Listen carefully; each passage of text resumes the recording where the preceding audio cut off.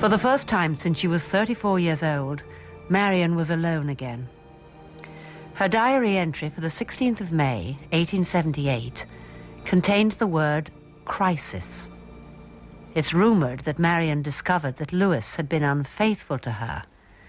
If this is true, it would have been a terrible awakening for her and might help to explain why she so quickly fell into the arms of another man and, inevitably, another scandal.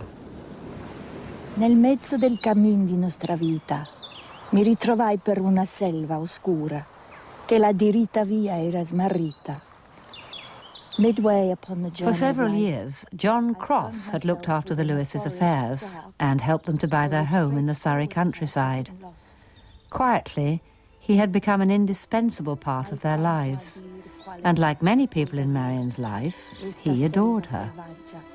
At the age of 60, just 8 months after Lewis's death, she had her first proposal of marriage. She rejected it, but wrote to him just 6 weeks later. The sun shines so cold when there are no eyes to look love on me. Thou dost not know anything of the history of metaphysics, but thou knowest best things of the manly heart, secrets of lovingness and rectitude. John Cross may have had affairs of the heart before, but he was restrained and not particularly intellectual. But Marion needed to be loved as much as she needed to love.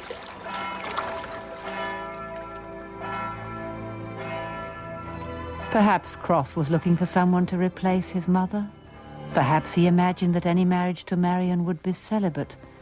Whatever his motives, they were married on the 6th of May, 1880, not 2 years after Lewis's death.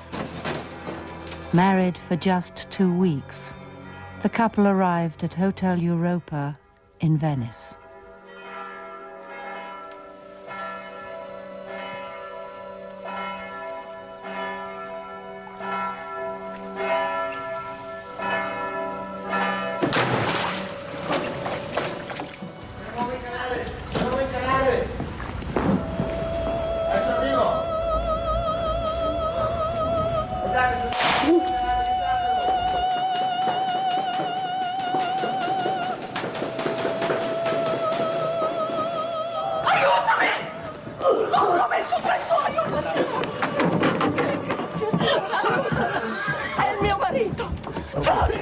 Piano, signore, piano.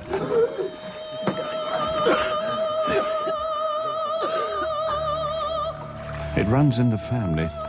His brother was completely separated from his wits. The act of a sensible man, I should say. The idea of conjugals with Miss Marion Evans would be enough to send any sane man jumping into a canal. I have it on good authority. The whole thing is to be hushed up. Silver crossing palms, if you take my meaning. Neither Marion nor Cross would ever speak about what happened in Venice. But together they returned to London and relished the trappings of marriage. Marion's brother Isaac came back into her life, now that she was finally a married woman. Like the brother and sister in The Mill on the Floss, their reunion was followed by tragedy.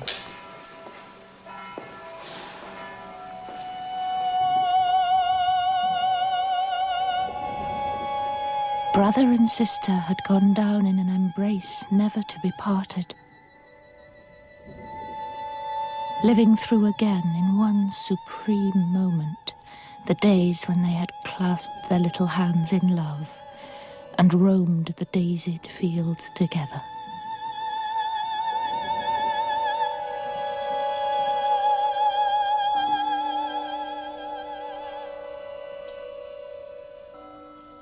Ironically, just as she was reunited with Isaac, Marion was struck by the pain in her side that had troubled her for years.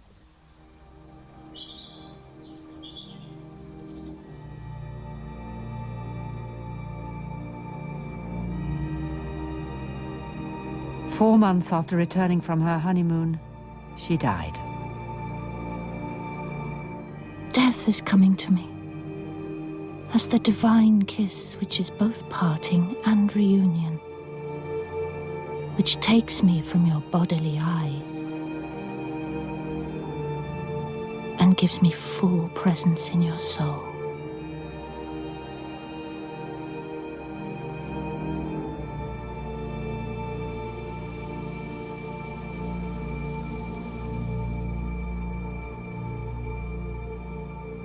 John Cross naturally wanted Marian to be buried in Westminster Abbey alongside the country's greatest writers. But this was not to be. The Dean of Westminster could not allow a woman who broke the rules of society and the church to receive such an honour.